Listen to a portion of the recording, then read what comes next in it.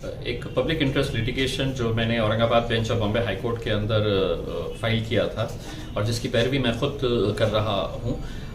7 मई को अदालत ने ये आदेश दिया था कि 5 से 6 हफ्ते के अंदर वैकेंसीज जो है उसके कम से कम 50% वैकेंसीज जो सरकारी और नीम सरकारी अस्पताल है उसमें भर दिए जाए करके, और 14 जून की डेट दी गई थी। आज जब अदालत के सामने ये मैटर सामने आया और chief justice of Bombay high court उनके सामने जब हम गए तो वहाँ पर सरकारी वकील ने ये बताया है कि हम एफिडेविट अभी तक सबमिट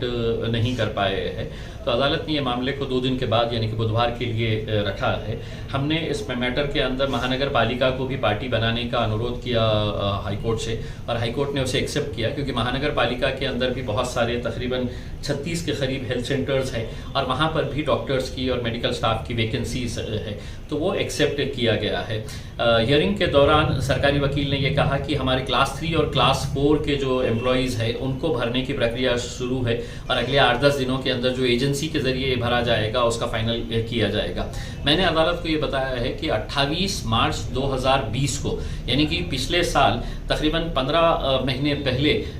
इसी अदालत ने Aurangabad bench of Bombay high court ने ये आदेश पारित किया था और कहा था कि मामला गंभीर है और जल्द से जल्द ये वैकेंसीज भरने चाहिए। तो उस वक्त तो ये आश्वासन दिया गया था कि ये पोस्ट जल्द से जल्द भरे जाएंगे। 15 महीने के बाद भी अभी भी कोई हलचल नजर नहीं आ रही है। हम उम्मीद करते हैं कि बुधवार के दिन अदालत इसके ऊपर कुछ गंभीरता से इस मुद्दे को लेकर सरकार को आदेशित करेगा, और क्योंकि हम समझते हैं कि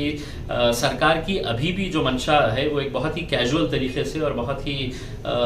उसको नज़रअंदाज करते हुए कि ये बहुत ज़्यादा सीरियस मामला नहीं है, जबकि हम ये समझते हैं कि जितने भी परेशानियां लोगों को झेलनी पड़ी, जितने भी मौतें हुई है वो बचाई जा सकती थी, वो रोकी जा सकती थी अगर यहाँ पर हमारे हॉस्पिटल्स के अंदर डॉक्टर्स रहते, नर्सिंग स्टाफ रहता, टेक्नीशियंस रहते या इवन स्वीपर्स रहते। अगर ये पूरी टीम अगर रहती तो बहुत हद तक गरीब पेशेंटों को इसका फायदा मिल सकता था। जी, आपको लगता है कि थर्ड फेज आने से पहले आपकी जो डिमांड्स थी ये वो देखिए, हमारी कोशिश यही है कि थर्ड फेज आने से पहले